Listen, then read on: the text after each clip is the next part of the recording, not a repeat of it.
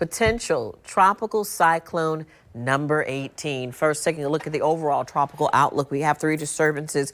One that has no potential of developing in the southeastern portion of the Atlantic. In the southwestern portion of the Atlantic, only a 20% chance over the next 7 days. You see that located right here. But the one that is at 100%, you'll see just in a moment after my name dissolves, right here in the Caribbean Sea. Over the next 48 hours, over the next 7 days, it is going to develop as potential tropical cyclone 18 right now. You can see it's at about 20 miles per hour moving east. Is going to move past Jamaica by Tuesday early morning, then past Cuba by early morning on Wednesday. And from there, that Category 1 hurricane will be in the Gulf. The question is, where exactly will this system make landfall? Some models are showing that it will be in the western portion of Louisiana. Others are showing that it will be closer to the Mississippi, Louisiana area. And I'll show you those in detail in just a moment. But right now,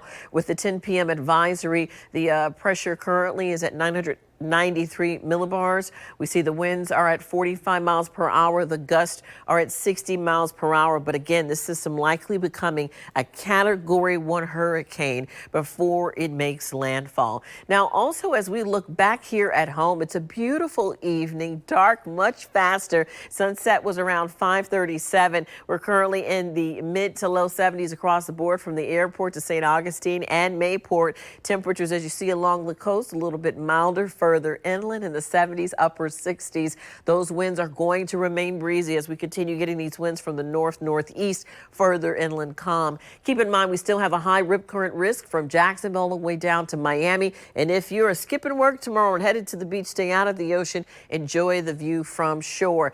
We can see rain still coming in from Brunswick, Fernandina Beach. This is light to moderate rain, won't be widespread, but we'll continue to be dealing with this as we go into the early morning hours. So some rain moving in for you right now. Brunswick approaching I-95 and cutting across southeast Georgia. And then looking at northeast Florida, not dealing with anything, but near Newberry and Gainesville, you are getting a couple sprinkles as well along I-75. So again, as I mentioned, early morning hours, you see the green spots right here. This is going to be some scattered light rain moving through in the early morning hours, going through lunchtime for southeast Georgia into northeast Florida. We'll see closer to our southern counties near Daytona Beach is where we'll see the rain moving through on Tuesday.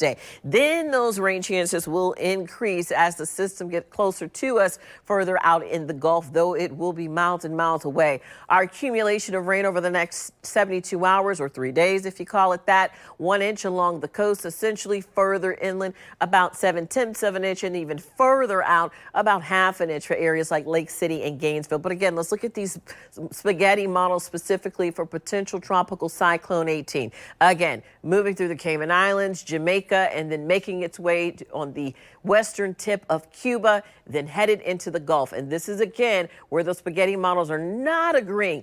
They are starting to agree more than they did 4 hours ago as far as going into the area of the state of Louisiana. But again, we still want to get some better details on that. The Euro model and also the GFS agreeing as well, as it has been on this track consistently, including Jamaica and also including Cuba for quite some time. But we'll continue tracking it for you to get you the most detailed and accurate positioning, and even looking at the steering from the winds. Everything is remaining consistent. This time of year in the western portion of the Atlantic is where we may see some developments for hurricanes, and we see that occurring with many of these. Tonight will be in the mid to low 70s, upper 60s. Tomorrow we're back in the 80s, which is above normal. Here's a quick look at the 7-day forecast before we go to the break. Rain chances jump up after Wednesday between 50 to 70% Wednesday and Thursday as the storm gets close to the state, but not close enough for a direct impact.